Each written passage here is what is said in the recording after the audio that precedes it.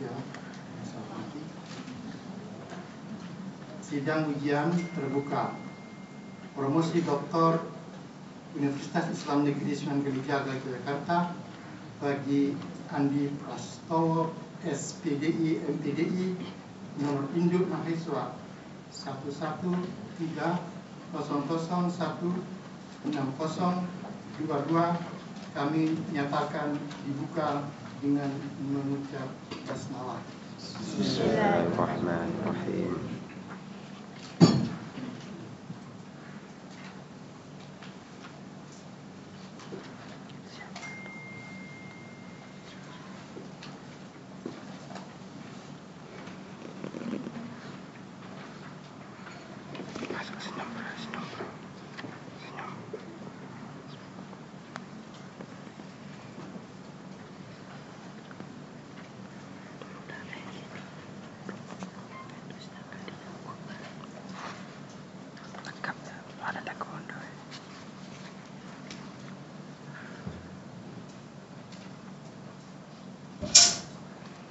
Ujian promosi dimulai.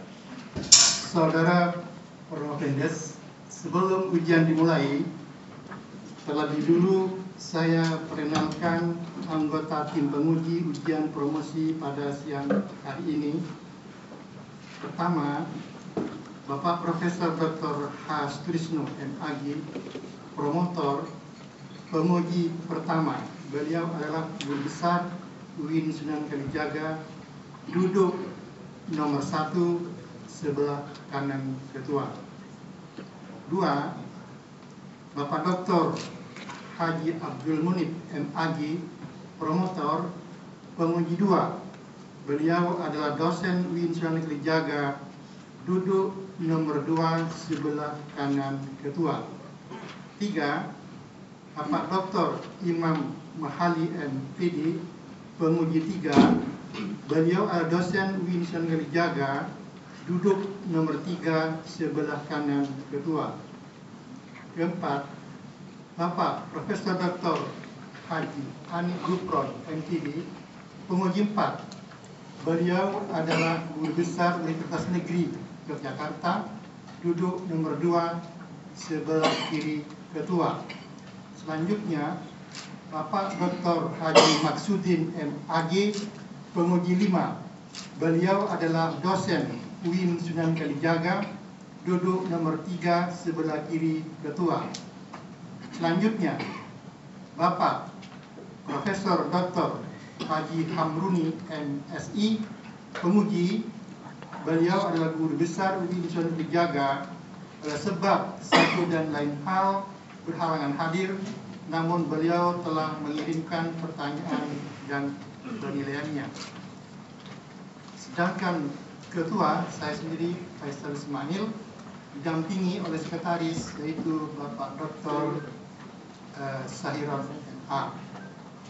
Sebelum ujian dilanjutkan, saudara dipersilakan terlebih dahulu untuk menjelaskan pokok-pokok disertasi, antara lain: 1.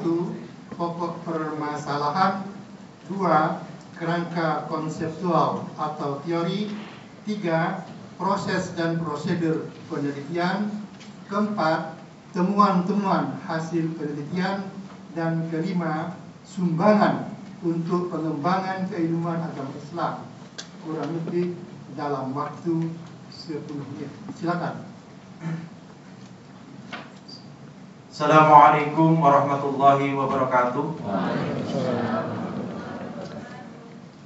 Kepada yang terhormat dan kami muliakan Ketua Sidang dan Sekretaris Sidang, kepada promotor Profesor Dr. Haji Sutrisno, MAG, dan kopromotor Dr. Abdul Munib, MAG, yang kami muliakan, kepada yang kami hormati dan kami muliakan Dewan Penguji serta para hadirin yang berbahagia. Perkenankan saya pada kesempatan yang mulia ini memaparkan hasil penelitian disertasi saya yang berjudul Kebijakan Internal Madrasah Ibtidaiyah Swasta Kabupaten di Kabupaten Sleman dan Kabupaten Kulon Progo. Latar belakang dari penelitian disertasi ini dilandasi oleh sebuah pemikiran bahwa keberadaan atau maksud dan tujuan awal dari keberadaan madrasah itu untuk mengumpulkan keunggulan yang ada pada sekolah dan pesantren. Nah, faktanya untuk madrasah ibtidaiyah yang berjumlah untuk saat ini 24.343 MI, mayoritas berstatus swasta itu mencapai 93%, dan yang berstatus min itu hanya 7%. Idealitasnya dengan mayoritas berstatus swasta memiliki otoritas dan otonomi yang lebih besar dibandingkan madrasah ibtidaiyah negeri. Secara teoretik, dengan adanya otonomi dan otoritas seharusnya berkorelasi dengan mutu pendidikan yang lebih tinggi. Namun faktanya, mayoritas MI bermutu rendah itu berasal dari MIS. Seperti dapat dilihat dari status akreditasi madrasah ibtidaiyah yang terakreditasi C dan belum terakreditasi, itu MIS itu mencapai 32%, adapun min itu hanya 0,8%. Dalam perspektif kebijakan, hal ini dimungkinkan karena kinerja madrasah mengacu pada kebijakan pendidikan, baik itu eksternal maupun internal. Asumsinya, baik buruknya maju mundurnya, mutu madrasah ditentukan oleh kebijakan pendidikannya. Faktanya saat ini adalah MIS tumbuh dengan mutu yang heterogen atau beragam. Tesis yang dibangun dalam hal ini adalah kemampuan MIS mengembangkan kebijakan internal menentukan mutu madrasah. Dari latar belakang masalah tersebut disusun 4 rumusan masalah. Yang pertama yaitu bagaimana perkembangan mutu MIS di Kabupaten Sleman dan Kabupaten Kulon Progo. Yang kedua, bagaimana bentuk pengembangan kebijakan internal MIS. Yang ketiga, faktor-faktor apa saja yang memicu perubahan kebijakan internal MIS. Dan yang keempat, faktor-faktor apa saja yang menentukan keberlangsungan kebijakan internal MIS. Landasan teori yang kami gunakan sebagai pisau analisis untuk rumusan masalah pertama yaitu teori daur hidup organisasi dan pengembangan mutu pendidikan. Untuk teori yang kedua yang kami gunakan sebagai pisau analisis untuk rumusan masalah kedua yaitu bentuk dan proses pengembangan kebijakan. Lalu untuk rumusan masalah yang ketiga kami gunakan teori yaitu perubahan kebijakan atau policy change.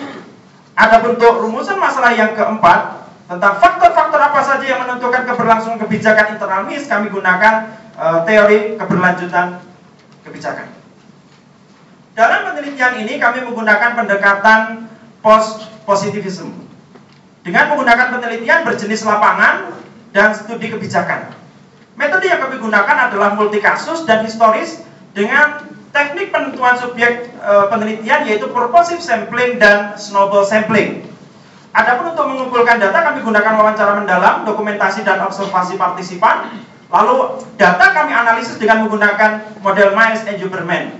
Kemudian untuk menguji keabsahan datanya kami menggunakan uji kredibilitas data dengan triangulasi sumber dan metode.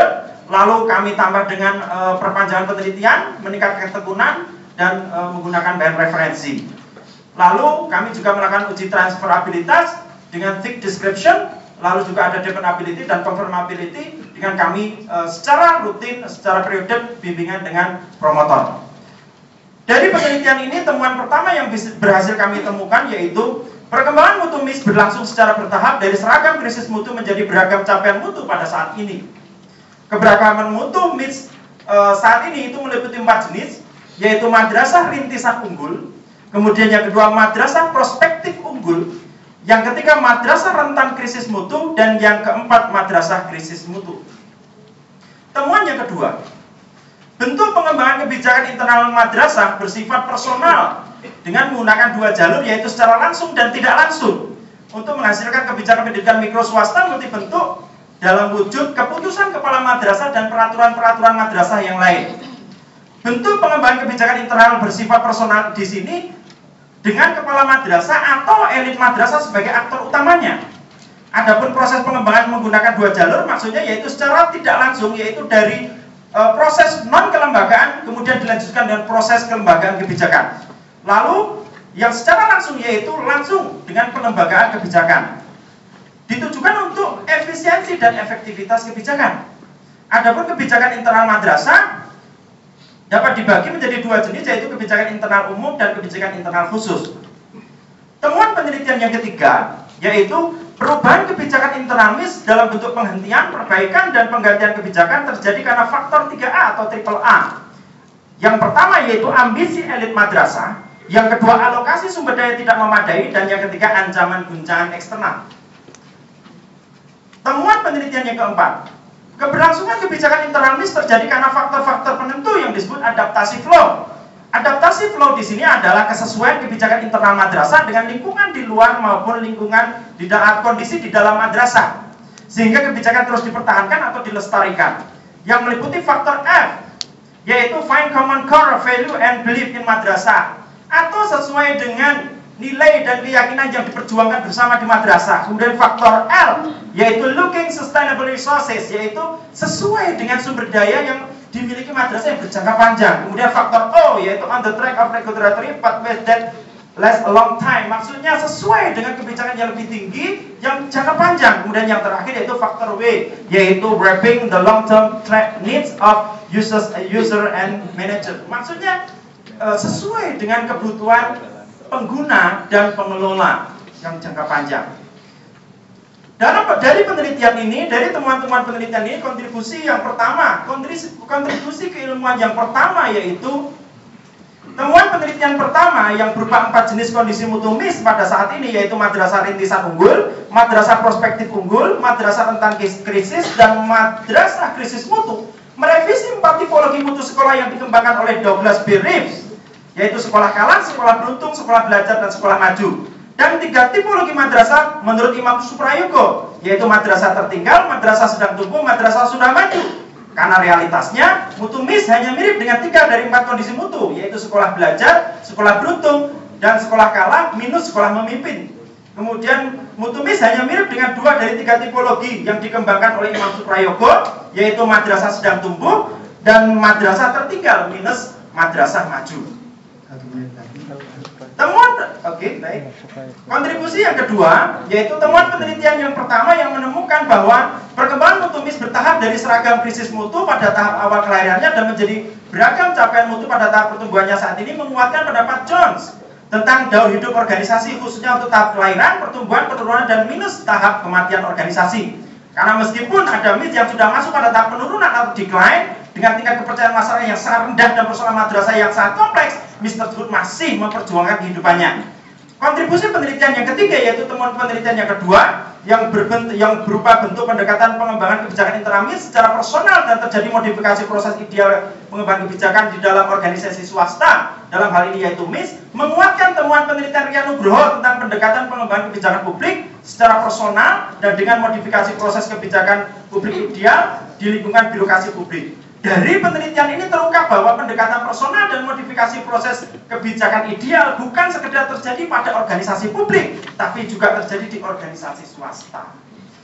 Yang keempat, yaitu temuan penelitian ketiga yang berupa faktor 3A, yaitu ambisi elit madrasah, alokasi sumber daya tidak memadai, dan ancaman guncangan eksternal sebagai faktor utama perubahan kebijakan internal MIS, merevisi pandangan Paul A. Sabathia dalam Advocacy Coalition Framework atau ACF yang mengungkapkan bahwa perubahan kebijakan dimungkinkan terjadi karena salah satu atau gabungan dari 3 cara, yaitu guncangan eksternal dalam bentuk yang menyakitkan dan akumulasi bukti ilmiah atau teknis. Dalam penelitian ini, guncangan eksternal dan akumulasi bukti ilmiah masih relevan. Kedua cara tersebut dalam disertasi ini masuk dalam faktor ancaman guncangan eksternal. Sedangkan faktor dalam bentuk yang menyakitkan tidak pernah ditemukan dalam konteks perubahan kebijakan internal MIS. Dalam penelitian ini justru ditemukan 2 faktor pemicu baru dalam perubahan kebijakan, yaitu ambisi elit madrasah dan alokasi sumber daya tidak memadai. Terima kasih. Baik, terima kasih kami aturkan kepada ketua sidang, waktu kami kembalikan. Terima kasih saudara.